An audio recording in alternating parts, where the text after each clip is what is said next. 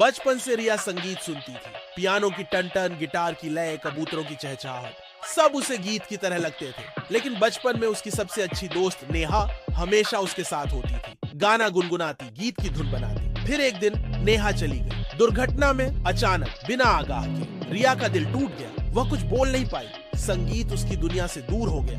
महीने बीते। रिया स्कूल जाती, बस्ता उठाती, पियानो के सामने बैठती, लेकिन उंगलियां सरकी हुई थी। कोई सुर नहीं निकलता, कोई गीत नहीं था। फिर माँ ने सुझाव दिया कि रिया एक थेरेपिस्ट के पास जाए, मन की बातें कहने वाली, गीत की धुन फिर सुनने वाली। रिया ने इनकार किया, फिर माना।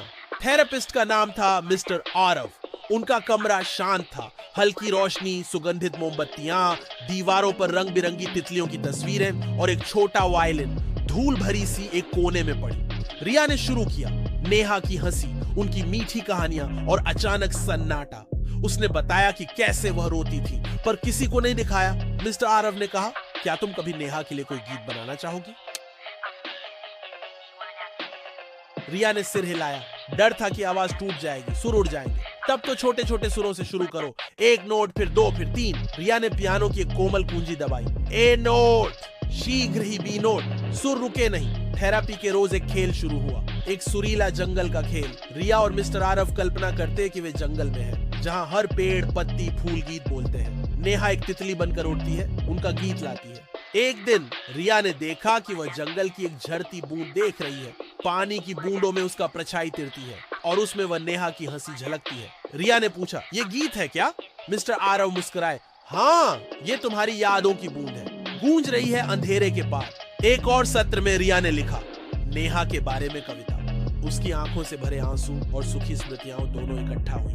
नेहा की मुस्कुराहट, उसकी आवाज गुलाबी आसमान से। उसने कविता मिस्टर आरव को सुनाई। लगभग पहली बार रिया ने महसूस किया कि दर्द है, पर वो अकेला नहीं है। संगीत उसकी भावनाओं का तार है जो टूटता नहीं। थेरेपी के बीच एक अजीब कलर स्वप्न आया उसे। सपना था कि वह एक रंगीन कोलाहल वाले बाजार में है, जहां हर इंसान सिर्फ शोर करता है, लेकिन कोई गीत नहीं सुन पाता। रिया डर गई, रुकी, फिर उसने गुनगुनाया एक छोटा गीत। नेहा, ये याद है? अचानक बाजार शांत हो गया। लोगों ने रुक कर सुना। फूलों से आवाज आई, हाँ, ये है याद। रिया जगी। महसूस किया कि गीत की ताकत है, कि जब तुम्हारी आवाज टूटे लगती है, टीसा ही सुर बचा है, वो सुर झोर है। महीने जा रहे। रिया हर सत्र के बाद कुछ नया करता, एक गीत, एक कविता, कभी कभी सिर्फ मौन।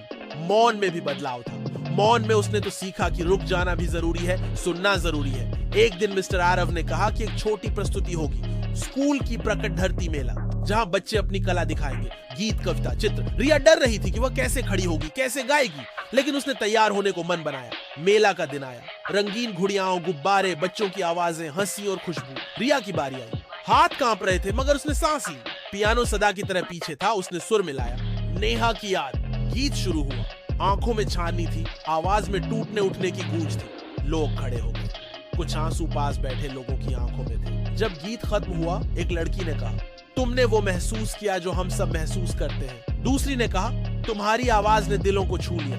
रिया ने देखा कि उसके शब्द काट कर रखे नहीं गए, उन्हें सुना गया। उस दिन उसने जाना कि मित्र की मौत सिर्फ एक तोड़ गई चीज नहीं है, वो एक कहानी बन सकती है जो दिलों को जोड़ती है। वापस पहुंचकर रिया ने देखे चित्रों से भरा कमरा। उसने नेहा की तस्वीर निकाली, उस पर गुलाबी तितली पिन की। उसने पियानो के सामने बैठकर फिर से सुर लगाए। ये सुर सिर्फ गीत का टुकड़ा नहीं था, बल्कि उम्मीद की शुरुआत है। और उसने जाना कि जीवन सिर्फ खुशियों का मेल नहीं है, दुख की भी एक धुन है। जब मन डरता है, थमता है, तब साहस की आवाज सबसे ज्यादा सुनाई देती है।